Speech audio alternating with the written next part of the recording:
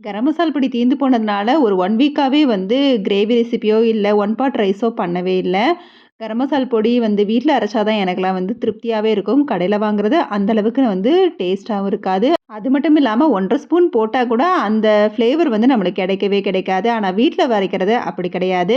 கொஞ்சம் பொடி யூஸ் பண்ணா கூட அவ்வளோ வாசமா இருக்கும். ரொம்பவே சிம்பிளா ஒரு 15 மினிட்ஸ்க்குள்ள ரெடி பண்ணி முடிச்சிடலாம். ஒரு பேன்ல 1 ஸ்பூன் நெய் ஊத்தி, கொஞ்சமா ஏலக்காய் நான் இந்த ரேஷியோக்கு ஒரு 5, 6 ஏலக்காய் தான் போட்டிருக்கேன். அதோட பட்டை, கிராம்பு, சோம்பு, அன்னாச்சி பூ, ஒரு ஜாதிக்காய் உடைச்சு போட்டிருக்கிறேன். நல்லா வறுத்து விட்டுட்டு, அதுக்கப்புறம் அதோட கல்பாசம் சேர்த்து நல்லா வறுத்து விட்டுட்டு, அதோட சோம்பு, கசகசா, பிரியாணி இலைய கொஞ்சமா உடைச்சு போட்டு, நல்லா வாசம் வர வரைக்கும் நல்லா வறுத்துக்கலாம். கொஞ்சமா வெடிக்கிற சவுண்டு வரும். அந்த ஸ்டேஜ்ல ஸ்டவ்வ ஆஃப் பண்ணிட்டு, ஆற விட்டு அரைச்சு, நல்லா சலிச்சு எடுத்து பாக்ஸ்ல கொட்டி வச்சுக்கலாம். சூப்பரான கரம் மசால் பொடி ரெடி ஆயிரும். ஒரு தடவ வீட்ல நீங்க ரெடி பண்ணி வச்சுட்டீங்கன்னா, அடுத்து தீந்து போனா கூட கடையில பொடியா வாங்குறது உங்களுக்கு பிடிக்காது.